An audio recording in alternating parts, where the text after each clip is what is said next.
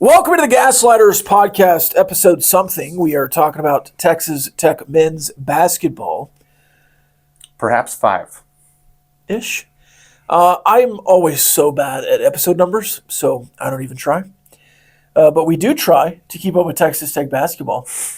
The last time I was on this podcast, I misspoke and said Syracuse is better than Texas. That was untrue. But you did get a win over Syracuse. Mm-hmm. But y'all talked about that last week, you and Choice. Not much has happened since then because you were off for like a full week. Mm-hmm. And now you've played DePaul in the Big East, Big 12 battle. Do you like the triple B alliteration there? I do. I also really like this cross-conference matchup. I'll be honest, I was not sad to see the Big 12 SEC challenge go away. Part of it was the reasoning of ESPN basically being behind it. But at the same time, you just got half the time the same draw. Felt like you never got good draws anyways. LSU 6 times. Yeah. So this is maybe a topic for another day, but I do think when you look at who are your better opponents in non-conference play, and I'm not just saying you, but everybody, this is a big source of that kind of net income, if you will. You look at who else is on Fox? The Big Ten. Who doesn't have a dance partner right now in this sort of thing? The Big Ten. So, I mean, I would love for something like that to happen. I'm not saying it would be the exact same as some of the opponents you'd see in the SEC, who's really good this year. It's not the same that you'd see in the ACC, but it's another power conference.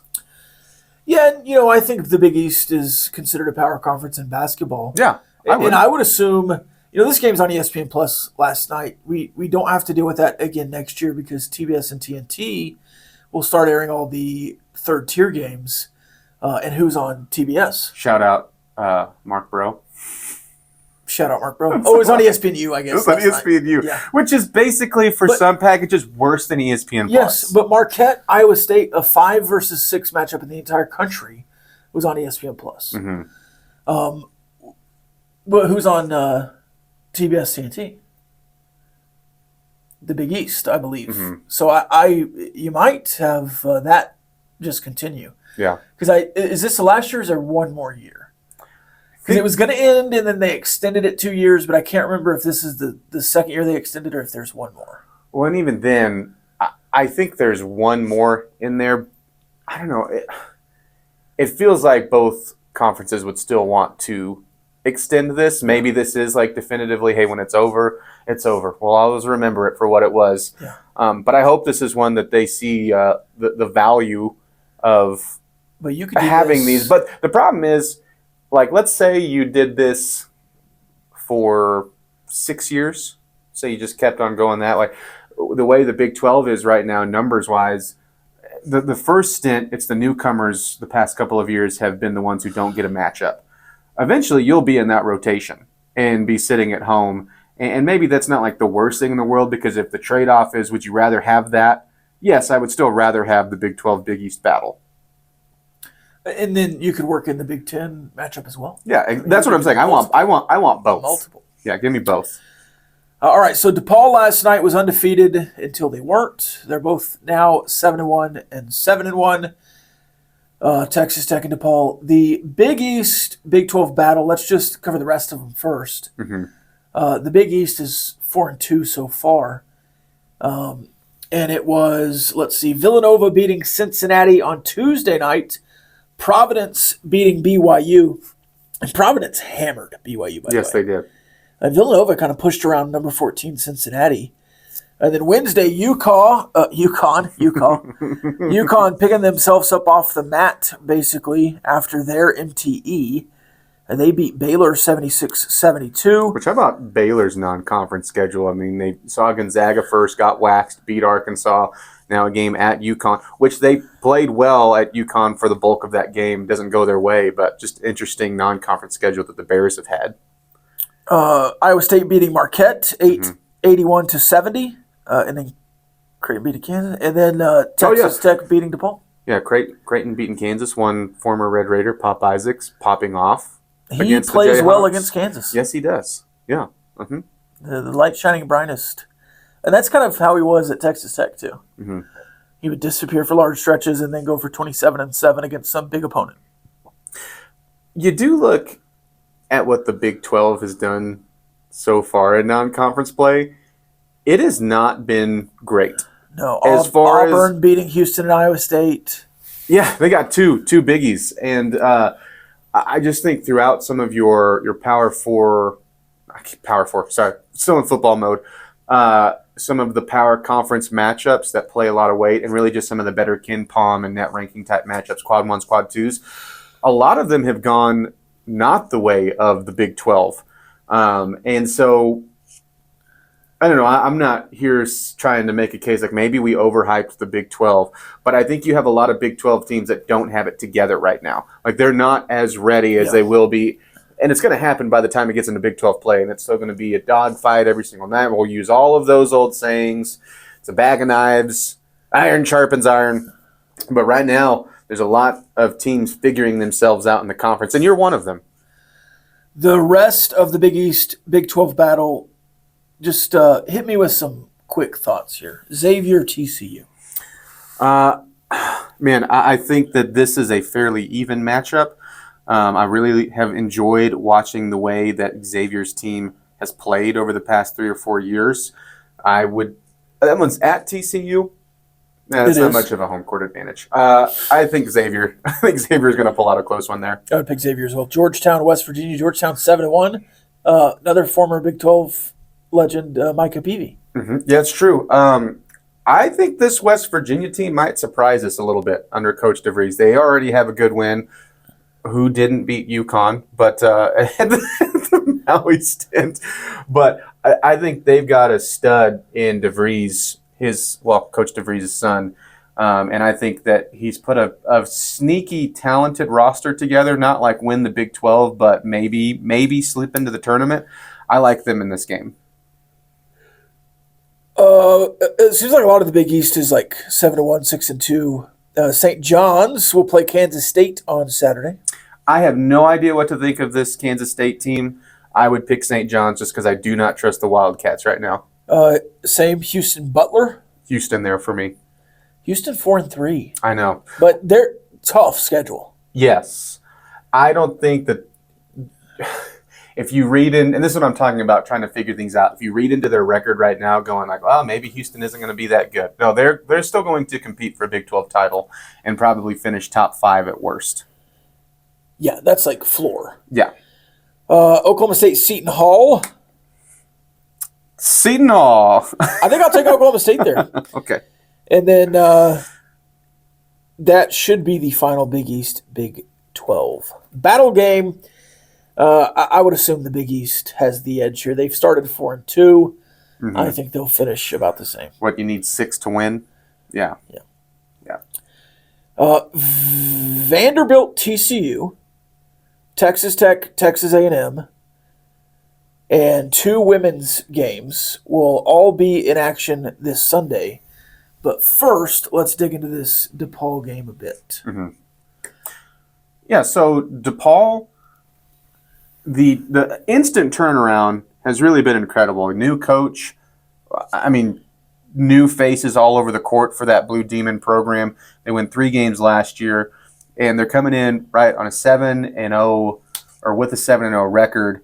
And you're doing with, I guess, how you handle a lot of teams in their position. You're looking at who they play and trying to figure out, okay, well, how real is that 7-0? Well, the shooting for DePaul is real, and that was one thing that stood out. Is their team 3-point percentage was like 40, like low 40s as a team, and I think in the first half, right now defensively, that is something you're struggling with still is the perimeter, and they did some really nice things moving the ball to get some open looks, but also I think you just got caught out of position at times, and you look at what they were able to do. You jump out to that 14-0 run, and boom, they're back. You go out to another 10-point-esque run, boom, they battle back, and it's 38-37 at the half. But I thought this was a great job of adjusting, and I think we saw a glimmer of hope. Not that it was just like, oh, the sky is falling over there, but we saw some promising signs in the second half of how you defended the perimeter, because they stopped missing, or they started missing threes, but part of that is what you were doing and putting more pressure on it. And I also think the way you responded, because the biggest headline going into this was you didn't have JT Toppin on the floor. So what do you do without your leading scorer? And Darian Williams, great game. Chance McMillan, great game. And coming into the year, I thought McMillan, when we talked about this episode 1, he was my pick for someone that was flying under the radar. And last year, he was a guy in his first year with the Red Raiders, as I do my Chris Collinsworth. Now here's a guy. Just a firecracker. Didn't know when he was going to come in and pop off 8 points in a row. I think offensively he's found some more consistency and has proven himself. You can run the offense through him and be a main scoring guy. We already knew that about Darian Williams.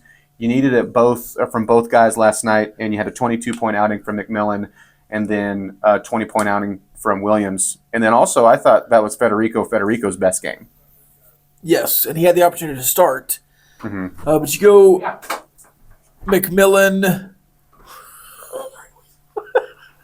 go McMillan, Williams with 22 and 20, 5 and 6 rebounds apiece, 5 for Federico. He had 8 points. No Toppin, as you said, no Cambridge. Yeah. Personal issues on his, or I'll say this, personal issues via the Texas Tech department. Mm-hmm. After the game, Coach McCasland, I always just call him by his name. This is the Gaslighters Podcast. Coach McCasland said, basically, we love Devan Cambridge. We're talking to David Cambridge. He's still a part of the team. He's just not here right now. Devan Cambridge tweets an all-black photo, kind of pulls a Kawhi Leonard, and says there's narratives being spun. He didn't say that Texas Tech was spinning the narratives, but he said there were narratives out there that he was a bad teammate or whatever, and he's just injured. He has a bone bruise on his knee. So that's from Devan Cambridge. I'm sure the truth is somewhere in between, but he is not with the team currently, allegedly. And this is, the second game he's missed? Yes. Didn't play against Northern Colorado. Of course, didn't need him. It's just an interesting situation because I do think right now, and obviously he's coming off an injury from last year. He is, just like a lot of guys on the roster this year, now trying to reestablish what his role is. And I think that's tricky, especially for an older guy who's had a lot of experience and played a lot of games. And he saw a lot of new faces last year in his first year as a Red Raider when I was looking, and there's a few familiar faces, but again, more new faces. And something you tried to upgrade was something that he does well already, and that's rebounding, hustle plays, defense, great cutter to the basket, and then can hit the occasional three when you need him to, when it's a good shot. Well, you've upgraded a lot of those things, and I think also when you add in coming off the injury and missing time with the offseason and not getting some of those reps, I think you're in an odd spot for him. But whatever the situation is, I hope it works itself out because he's got a role on the team and will play a big factor, and you certainly need his age, especially when Big 12 play hits. Certainly when Big 12 play hits, because you only play 8 guys last night. Yalaho with 9 minutes. Which is good to see him coming back too, by the way. Certainly. The interesting thing in the minutes sweepstakes here. Now, you watched the game much more intently than I did. I kind of had it on a second screen there. Let me ask you this. Because just box score watching and kind of paying attention to the game but not diving in like you did. Elijah Hawkins, 22 minutes. Kerwin Walton, 18 minutes. Christian Anderson, 30 minutes. And it seemed like crunch time at the end of the game, when you need to be out there to win, it's not Elijah Hawkins, it's Christian Anderson. Now, we've seen them on the same rotations. We've seen them on the court at the same time. But it seems like Christian Anderson has been gaining some trust in the last 2 weeks of maybe being the guy that fits with this offense well. Well, I also think he was making, of those 3 guys that you just said, and they're doing different things on the court, but there's some of your guards there. I think he was making the biggest difference. And I don't know if that will be the case every single night. I mean, if Christian Anderson wants to just come in and just, not that you're wanting to or looking for taking away any sort of minutes from Elijah Hawkins, but if he wants to establish himself and be that guy that you can firmly trust night in, night out to find some consistency, which I also think is missing so far, I'm just fine with it. Just like I'm just fine if, Elijah Hawkins, who's shown you a lot of really nice things, and why we're excited about his defense, why we're excited about his playmaking ability. If he wants to settle in a little bit more and just like, hey, you can't take me off the court unless I'm just dog tired, I'm here for it. But you haven't seen either of those things just yet. And I think last night was just a sign of Christian Anderson was having the better game than those guys, and was just naturally a little more trusted in times that you needed it because of the game he was having. Now, like I said, I don't think that'll be the case night in, night out. I don't think Elijah Hawkins is suddenly in danger of losing minutes or anything like that.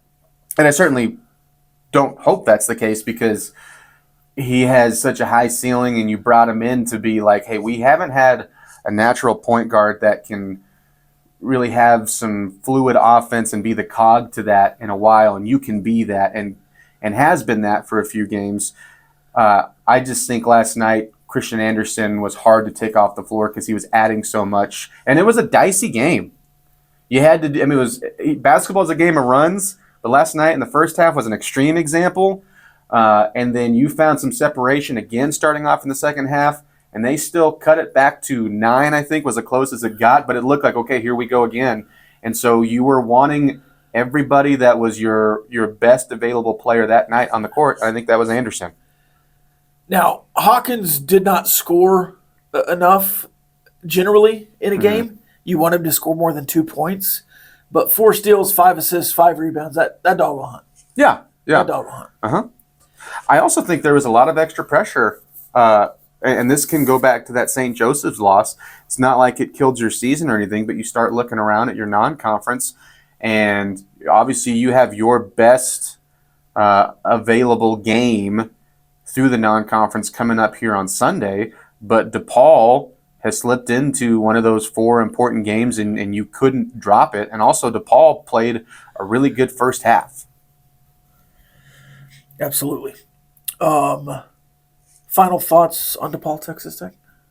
I liked how you handled the second half. I like that you are seeing more and more like, yeah, there's a lot of guys that can do things well, but I think Darian Williams, when you run the offense through him, good things happen. And also, you didn't shoot it from the outside very much in the first half, and you scored the ball just fine. In the end, you put up 17 threes, and you started putting up on the outside. You still didn't. 35?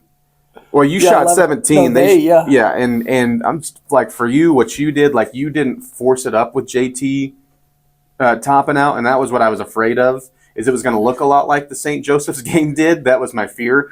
But I think when you're going through Williams, it's just like, hey, if you didn't know this, he's really good at doing a lot of things. He can be a distributor. He can be a scorer.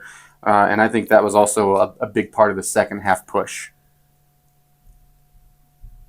If you told me that Texas Tech beat DePaul without JT Toppin, and you didn't really know until game day if he's going to play or not, and you won by 14, sign me up. Sure. I think you're really good. Sure. All right, so this weekend, Texas Tech will play Texas A&M, but as part of a triple header, it is a men's doubleheader with TCU and Vanderbilt, and then Texas Tech A&M. And then that night, TCU will play South Carolina in kind of a marquee women's basketball match here. I think the game in the middle. The TCU South Carolina, by the way, trading of the ADs. Trading of the ADs. I saw who's he going to root for? Probably South Carolina. Yeah, whose bench is he sitting behind? Yeah, probably the Gamecocks side there, because he just got a nice little bump.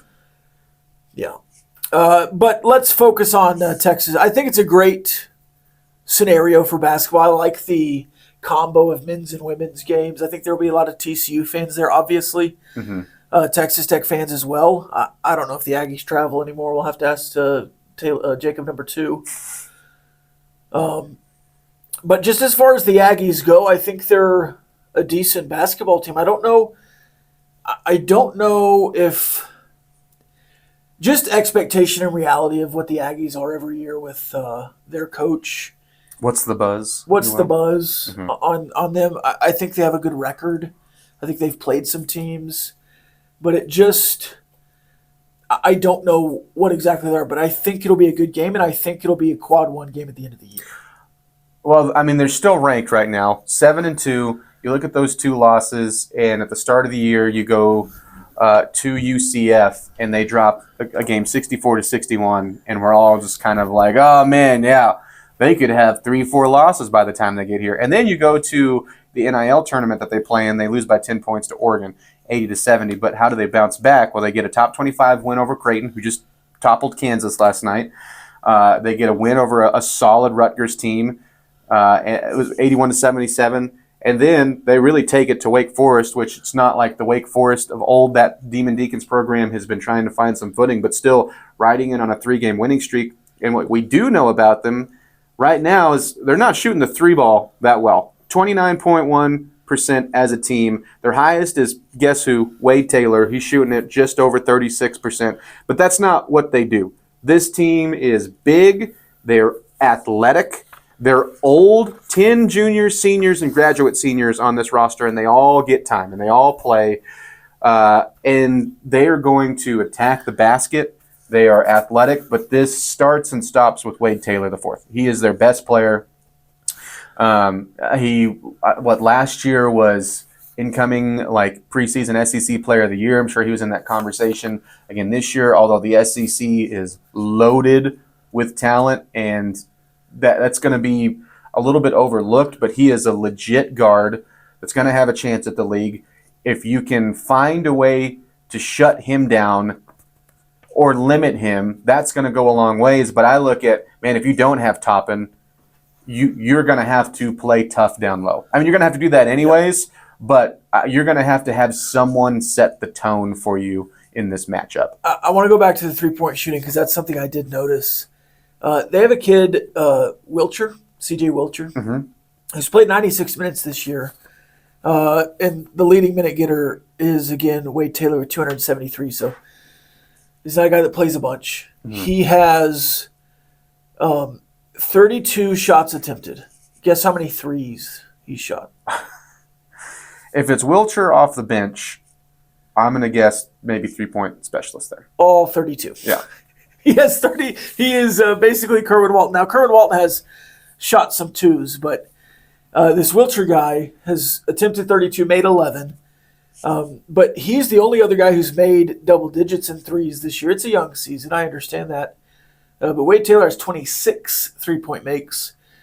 Phelps, another starter, is 6 of 31. And so they do have some guys that are really struggling. But you want to talk about St. Joe's? Really struggling before they lit you up. You want to talk about Syracuse? Really struggling, and then they hit some against you. So I do still worry about this three-point defense, even though you kind of corrected some of it in the second half there, that even if somebody hasn't made threes against you, it seems like even in the past 5 years, everyone finds a way to shoot threes against Tech. Yeah, I think the difference with like St. Joe's, that team got a bad rap because a lot of those guys the year before were good three-point shooters and they were just struggling. But I'm with you, like you can't be the helping hand in that. Yeah. You have to make sure what has been a weakness for them remains a weakness because they can't be getting up practice threes. Well, if they're doing the things that they already do well and pretty consistently and then add in another phase of their game that hasn't been there this year, that's how you drop a game that I think this is a very winnable game. I'll feel a lot better if Toppin can go.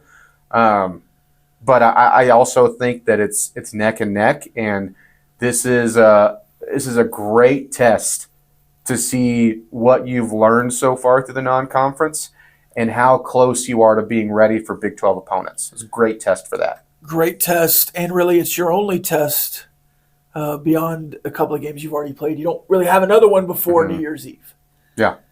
All right. Prediction with Toppin, prediction without Toppin. Man, with Toppin, I'm going to take you here by about 3 or 4 points.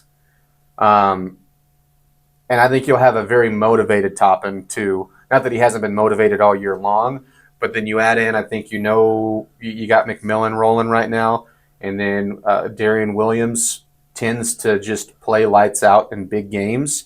So if you're getting good guard play around that, I really like you in this game. If it's without JT Toppin, I'm probably going the other way and probably taking A&M by 3 points. Okay. So Toppin or 6 or 7. Yeah.